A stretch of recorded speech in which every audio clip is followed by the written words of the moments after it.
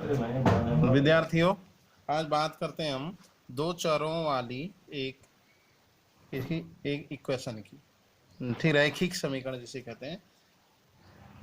अब रैखिक देखते हैं, मतलब अगर इक्वेशन की घात जो है वो एक घाती होती है तो हम उसे कहते हैं, हम रैखिक समीकरण कहते हैं। जैसे रैखिक समीकरण, रैखिक इक्वेशन या समीकरण की बात कर रहे हैं तो एग्जाम्पल जैसे x प्लस वाई इक्वल 4, ये इक्वेशन जो दी गई है ये रैखिक समीकरण है। अब क्यों रैखिक है? क्योंकि यहाँ पे जो वो दिए गए हैं, आपका चर दिए गए हैं, इन चरों की एक घाती चर है, इसकी भी घात एक है x की और इस चर की भी एक घात है, इसीलिए इन्हें हम क्या करें, हम रैखिक समीकरण कह रहे हैं क्योंकि एक घातिक है। तो ये क्या हो गई, क्या रैखिक इक्वेशन या समीकरण। ठीक है। अब यहाँ यहाँ एक बात और आ रही थी, दो चरों वाली रैखिक समीकरण मीन्स इसमें एक चर आपका है x और एक चर हो गया y, तो हम इसे क्या कहते हैं, हाँ हम इसे कहते हैं आपका हाँ दो चरों वाली रैखिक समीकरण। अब इसका जो रूप होता है, जो स्वरूप होता है वो क्या है, क्या कहते हैं, थोड़ा सा देख लेते हैं। रैखिक इक्वेशन या समीकरण का स्वरूप, ये स्वरूप क्या होता है, ax plus b y plus c equal 0। ये 9th में भी देखा था, आज हम और देख रहे हैं। जहाँ ये चर है x और a गुणांक हो गया इसका, मीन्स गुणांक मतलब हम जिससे इसकी क्या इंटू करते हैं उसे हम गुणांक कहते हैं। और ये एक चर हो गया y और b गुणांक हो गया इसका, और जहाँ c एक अचर राशि हो गई। इस प्रकार ये क्या बन गई, ये बन गया कि रैखिक इक्वेशन का स्वरूप, रैखिक इक्वेशन का स्वरूप ax plus b y plus c. हमने अब जब इनको करना पड़ेगा, हल करना पड़ेगा, तो उस हल में भी हम क्या देखेंगे, हम इसका हम क्या रखेंगे, इस रूप में ही रखेंगे इसे।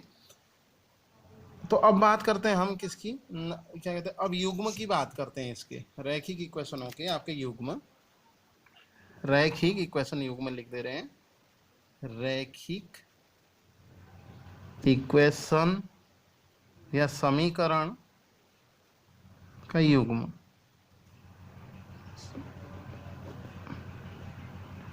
युग्म माने होता है जोड़ा। एक समीकरण तो ये थी ax plus b y plus c equal 0, एक समीकरण ये थी। अगर हम एक समीकरण और लिख दें ax plus b y plus c equal 0, तो अब ये एक जैसी हो जाएंगी ना दोनों, ये भी ax plus b y plus c बराबर 0 है और ये भी क्या हो जा रही है, ax plus b y plus c बराबर 0 है। तो ये इक्वेशन एक है। ये दर्शाने के लिए हम इसके जो वह हैं आपके गुणांकों में एक एक एक लगा देंगे, यानी a1 बना देंगे, ये हो गया आपका b1, ये c1।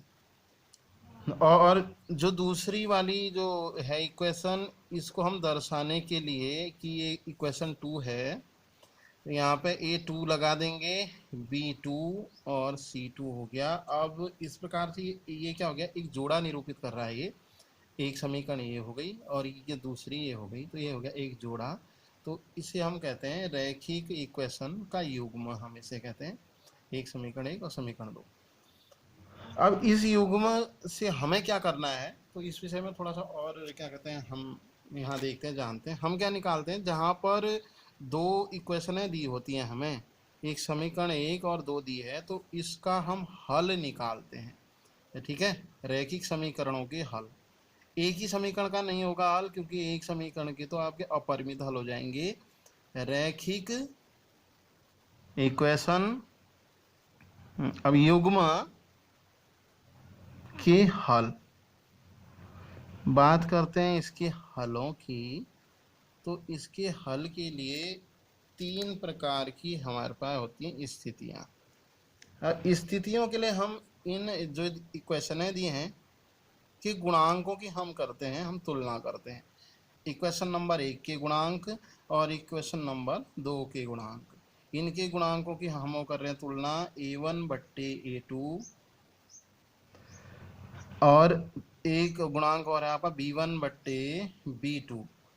और यदि ये एक बराबर ना हो, मीन्स स्थिति आ जाए इज नॉट इक्वल टू की, तो इसका अद्वितीय हल होता है। इन समीकरणों के हल होंगे अद्वितीय। इसका क्या होता है? अद्वितीय हल होता है। ये जो स्थिति आई है ये आपको दिखाती है। अब ये अद्वितीय हल क्या है? देखो, अ को अगर हम छोड़ दें तो यहाँ वो बन रहा है शब्द आपका द्वितीय बन रहा है, मतलब दो या दूसरा। हल तो हल ही हुआ।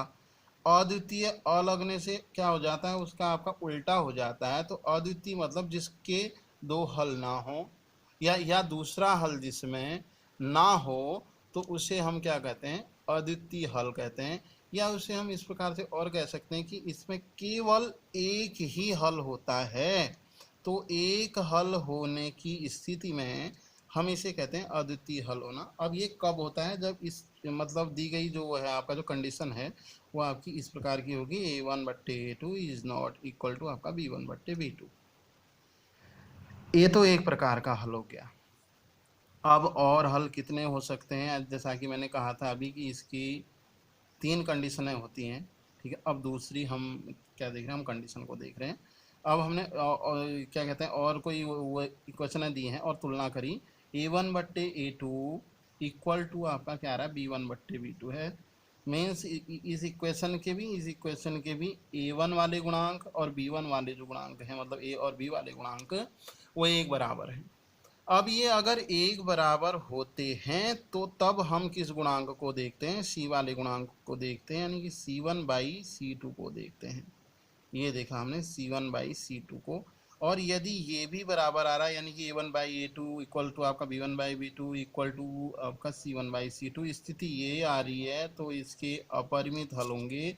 अपरिमित यानी बहुत सारे हल। इसे हम लिख सकते हैं अपरिमित हल। दूसरे उसमें कहेंगे हम, तो अपरिमित हल को हम कह सकते हैं अनेक हल। इजी लैंग्वेज में या आम बोलचाल में हम कहते हैं। अपरिमित का यूज़ तो हम नहीं करते हैं ज़्यादा ना, तो हम यूज करते हैं अनेक हल का। ये हो गई दूसरी कंडीशन। अब लास्ट एंड थर्ड कंडीशन अर्थात तीसरी स्थिति। कैमरे को थोड़ा सा आगे बढ़ा लेते हैं, शायद ना दिख रहा हो आप लोगों को, तो अब दिख जाएगा।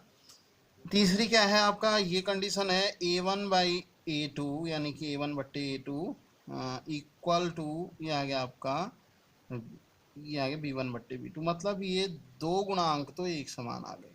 अब एक समान आने पर हम तीसरी स्थिति को देखते हैं, यानी कि c1 बाई c2, और यहाँ पे क्या आ गया? Is not equal to a1 by a2 equal to आपका ये आ गया था, ये यहाँ क्या आ गया था आपका b1 बाई b2, और but not equal to c1 by c2।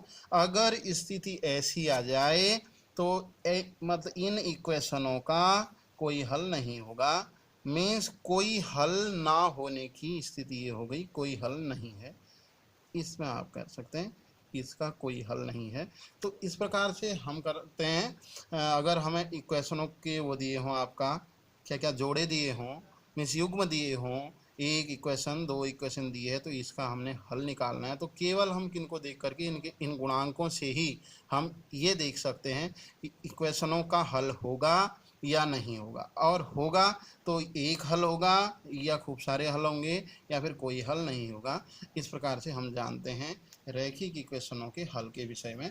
तो बच्चों, आप इसे क्या कर लेंगे? इसको आप लिख लेंगे और याद कर लेंगे इन कंडीशनों को, क्योंकि अब 3.1 जो एक्सरसाइज आएगी वो हमने इन्हीं के ये जो दी है इन कंडीशनों से ही हल करनी होगी। ठीक है बच्चों।